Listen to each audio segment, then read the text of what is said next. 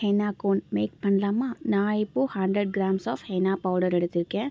அது கூட 30 to 40 grams of sugar add பண்ணிக்கோங்க. சுகரும் ஹென்னாவும் நல்ல ஒரு மிக்ஸ் ஆகட்டும். மிக்ஸ் கொடுத்துட்டு உங்களுக்கு தேவையான அளவுக்கு வாட்டர் ஆட் பண்ணிக்கோங்க. ஸோ வாட்டர் வந்துட்டு கொஞ்சம் கொஞ்சமாக தான் ஆட் பண்ணணும். நீங்கள் ஸ்டார்டிங் ஸ்டேஜில் இருக்கீங்கன்னும் போது கொஞ்சம் கொஞ்சமாக ஆட் பண்ணிக்கோங்க. நிறைய ஆட் பண்ணிக்கிட்டிங்கன்னா வாட்ரி ஆகிடும். ஸோ மெஹந்தி கையில் வைக்கும் போது ரொம்ப ஸ்மஜ் ஆக ஆரம்பிச்சிடும். ஸோ நல்லா வாட்டர் போட்டு மிக்ஸ் பண்ணிவிட்டு யூக்கலிப்டஸ் ஆயில் ஆட் பண்ணிக்கோங்க.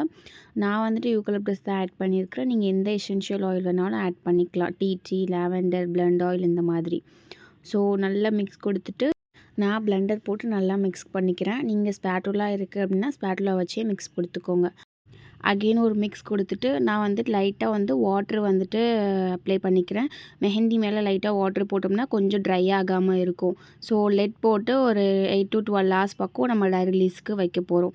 ஸோ இதில் தான் டவுட் இருந்தால் கண்டிப்பாக கேளுங்க. பார்ட் 2ல பார்க்கலாம். பை.